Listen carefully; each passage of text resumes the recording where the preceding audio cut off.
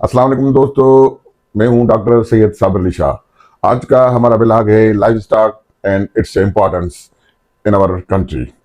Live stock क्या है और लाइव स्टॉक की इम्पोर्टेंस क्या है।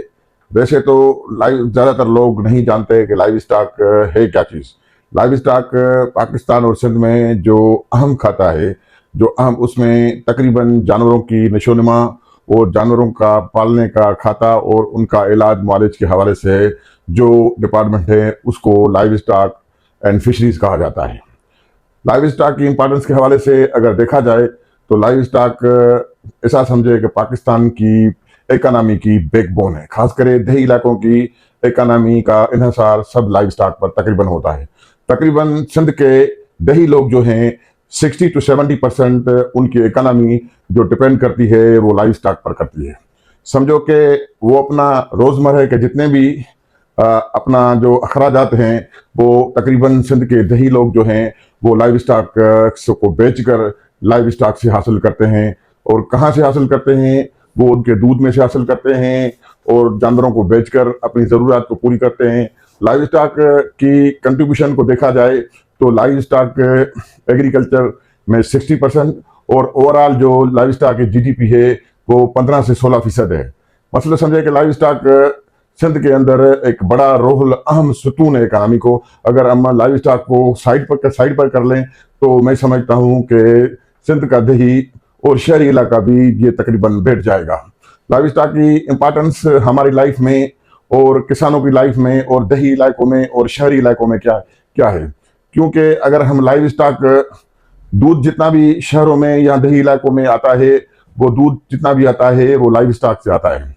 और ऐसा समझो कि उसके अलावा अगर मक्खन, दही और गोश्त वगैरह जितनी भी सहूलत आती हैं वो लाइव स्टॉक से आती हैं। तकरीबन ऐसा समझो कि ये चीपेस्ट सोर्स ऑफ जो है अपना प्रोटीन है।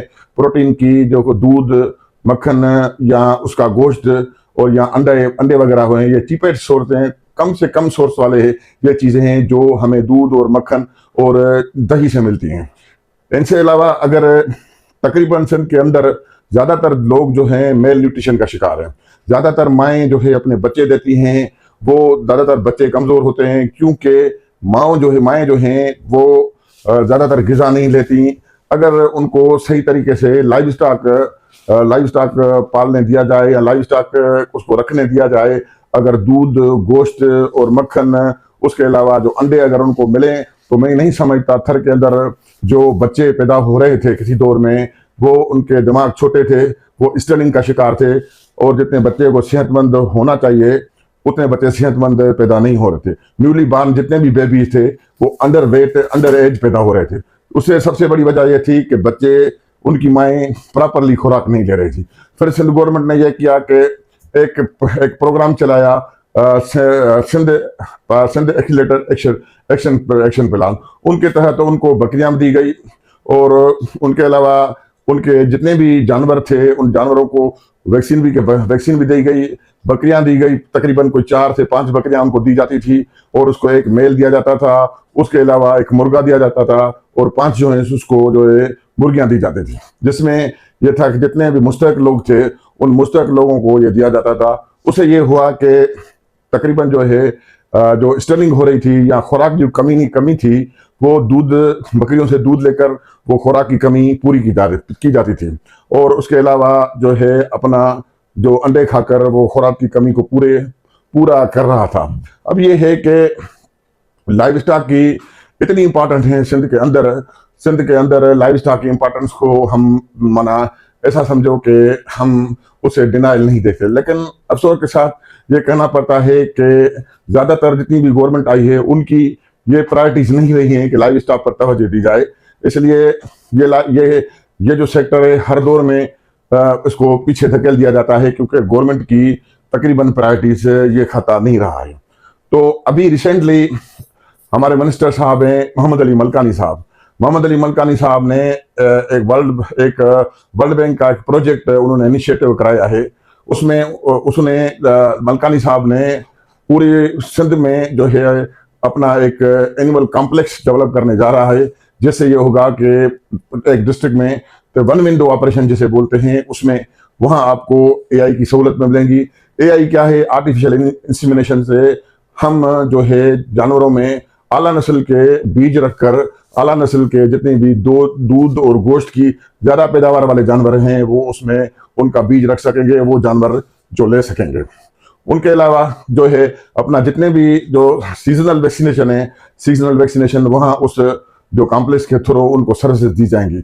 और मोबाइल सर्विसेज हैं वो मोबाइल सर्विसेज भी उनको दी जाएंगी, जहाँ पर अगर कोई जानवर बीमार होगा तो डोर स्टेप पर वो लाइव स्टॉक की टीमें जाएंगी, वो डोर स्टेप पर उनका इलाज करेंगी। उनके अलावा अभी जो रिसेंटली मुहिम शुरू जो हुई है, रिसेंटली मुहिम ये शुरू हुई है, मोहम्मद अली मलकानी साहब जो minister for live stock and fisheries हैं, उन्होंने ऐलान किया है कि प्री मानसून जैसा कि आप सबको पता है कि अभी जो है सिंध के अंदर, पूरे पाकिस्तान के अंदर बरसातें पड़ रही हैं, लेकिन सिंध के अंदर मिनिस्टर साहब ने, मलकानी साहब ने इनिशिएटिव लिए हैं कि प्री मानसून की जो है वैक्सीनेशन की जाए। प्री मानसून के तहत यूसी वाइज तकरीबन पूरी सिंध में अंदर वो टीमें बनी हैं। मैं हैदराबाद का जिक्र करूंगा। हैदराबाद में तकरीबन 4 जो हैं वो तालका हैं। तालका कासमाबाद है, तालका जो है हैदराबाद रूरल है, तालका हैदराबाद सिटी है, तालका लतीफाबाद है। तकरीबन हैदराबाद के अंदर भी तकरीबन जो है 8.5 लाख जानवर एक महीने के अंदर वो वैक्सीन करने हैं। तकरीबन इसमें जो है 50 से 60 जो है टेक्निकल और पैरा टेक्निकल स्टाफ को यहाँ इसमें इन्वॉल्व किया गया है। ये जो है अपना जो है वैक्सीनेशन जो कैंपेन है ये 1 अप्रैल से शुरू हो गई है। इससे मैं अपने ब्लॉग के थ्रू, चैनल के थ्रू मैं सिंध के जितने भी हैदराबाद के, न सिर्फ पूरी सिंध के अंदर ये जो है अपना ड्राइव जो शुरू हो चुकी है, सबको मैं गुजारिश करूंगा इस ब्लॉग के थ्रू आप इस से जितना फायदा ले सकें अपने जानवरों को बचाएं। क्योंकि जो लाइव स्टॉक का जो है डिपार्टमेंट है या लाइव स्टॉक को जो खाता है वो 3-4 अभी वैक्सीनेशन करके दे रहा है आपके डोर स्टेप पर। ये आपके जितने भी अमले हैं वो आपके दहलीज पर आएंगे आपको सर्विसेज देने के लिए। ये अभी जो खतरनाक बीमारियां हैं, हेमोरेजिक सेप्टिसीमिया, जो खास करके भैंसों को होती है, जो अगर भैंस को लग जाए तो खासकर ये बीमारी जो है, जो रेनी सीजन है, जो बरसात की मौसम है, उस बरसात के मौसम में ये बीमारी होती है, उसमें की वजह से जानवर मर जाते हैं। इसमें HS हेमोरेजिक सेप्टिसीमिया का जो बैक्टीरियल डिजीज है उनकी वैक्सीन लगा के दे रहे हैं। उसके अलावा ये जो है छोटे जानवरों में एंटीरोटॉक्सिमा, जिससे हम जो है अपना दस्त होते हैं जानवरों में, वो दस्त मार के जानवर की इलेक्ट्रोलाइट इनबैलेंस हो जाते हैं और वो जानवर जो है मर जाते हैं, उनकी वैक्सीनेशन की जा रही है। उनके अलावा PPR पेस्ट हेपेटाइटिस रूमिनेंट, जो भी खतरनाक और वायरल बीमारी है, जो तकरीबन छोटे जानवर जो हैं, खासकर जिसमें बकरी है या भेड़ है, उनको जब लग जाए तो वो मारेगी, तब जाकर उनको वो बीमारी से जो है, जब तक जानवर को मार के छोड़ती है, जानवर मारने से पहले जानवर ठीक नहीं होता। अब उसका तरीकाकार क्या है? उसका तरीकाकार ये है कि उसको बचने का तरीका क्या है? उसको बचने का तरीका ये है कि उनको प्रॉपरली वैक्सीन कराई जाए साल में 2 मरतबा, और हेमोरेजिक सेप्टिसीमिया वो भी जो है साल में 3 मरतबा, और एंटीरोटॉक्सिमिया वो भी साल में 2 या 3 मरतबा। उनको जब तक वैक्सीन नहीं कराई जाएगी तो ये जानवरों का बचना बहुत मुश्किल हो जाता है। मैंने नाज़रीन पहले ही बता चुका हूँ डियर व्यूअर्स के सिंध के जो बहराड़ी है, इंटीरियर है, उनकी टोटल 60 to 70% आबादी जो डिपेंड करती है वो लाइव स्टॉक पर करती है।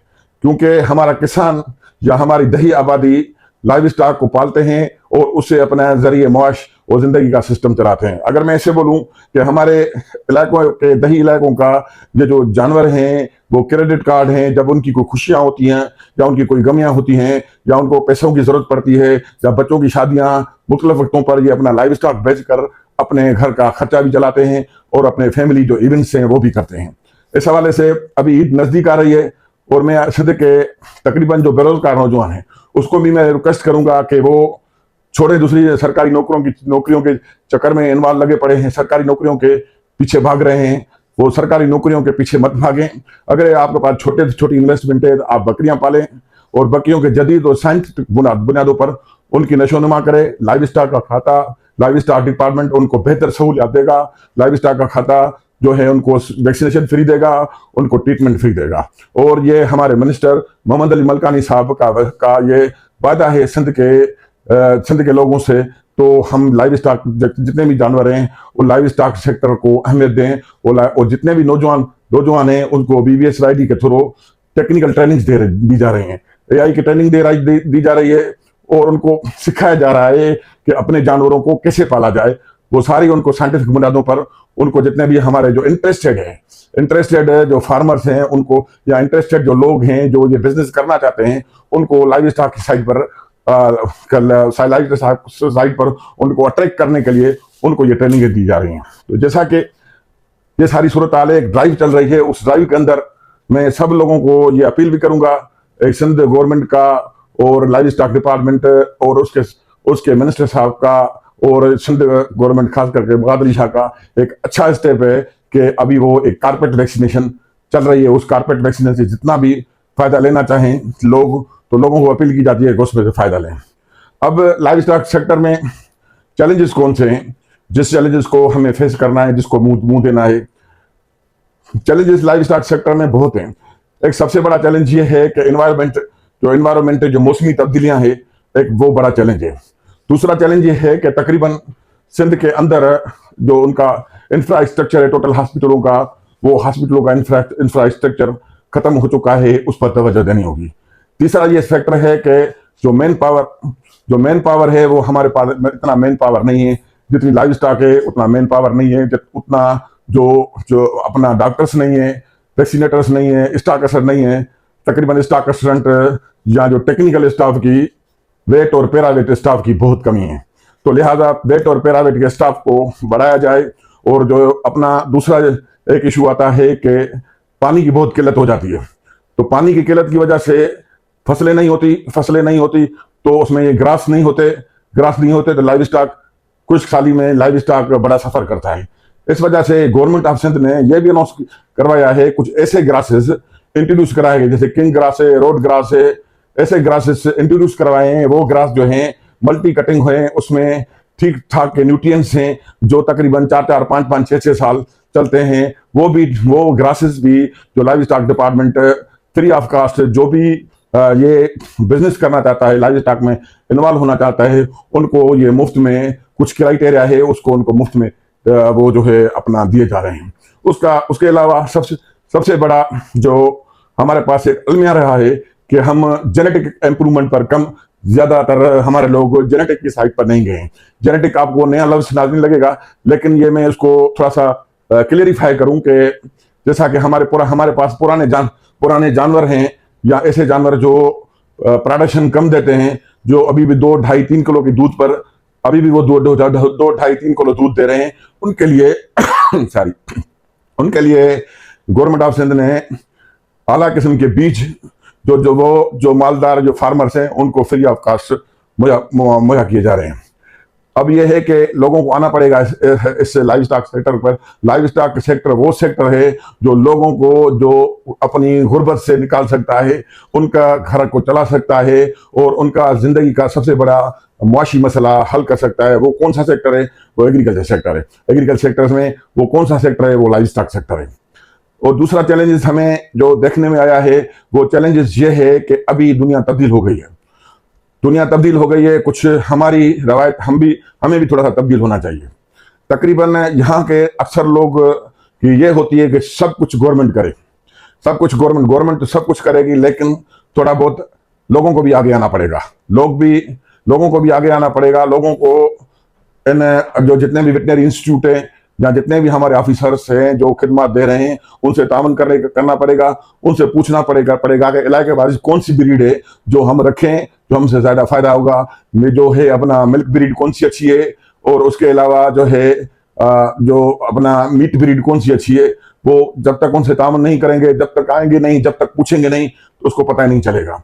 और लाइव स्टॉक डिपार्टमेंट के पार्ट पर यह है कि अपने इंस्टीट्यूशंस को जदीद तौर पर मसलन इंफ्रास्ट्रक्चर को सेट करें, इंफ्रास्ट्रक्चर सेट किया जाए, और उनके अलावा जितने भी जो इंस्टीट्यूट हैं उसको जदीद साइंसी बुनियादों पर उस्तवार किया जाए। जैसा कि अभी जो दौर चल रहा है, अभी अल्ट्रासोनोग्राफी का दौर है, अल्ट्रासाउंड का दौर है, अभी जो है अपना ऑपरेशंस का दौर है। ओटी होने चाहिए, फर्स्ट क्लास ओटी जो है वो डेवलप होने चाहिए, और अल्ट्रासाउंड मशीनें होनी चाहिए। उसके अलावा जो है अपना जो है एक्सरे प्लांट होने चाहिए। जब तक ये साइंटिफिक बुनियादों पर हम अपने इंस्टीट्यूट को डेवलप नहीं करेंगे, तो मैं समझता हूं कि हम जो हैं लाइव स्टॉक में वो अपनी खिदमत नहीं कर पाएंगे। हम उम्मीद करते हैं कि ये सारी चीज़ें जो मैंने यहाँ बयान की है, आला जो है हमारी जो अपना अथॉरिटीज़ हैं वो ज़रूर सुनेंगी और उस पर अमल ज़रूर करेंगी।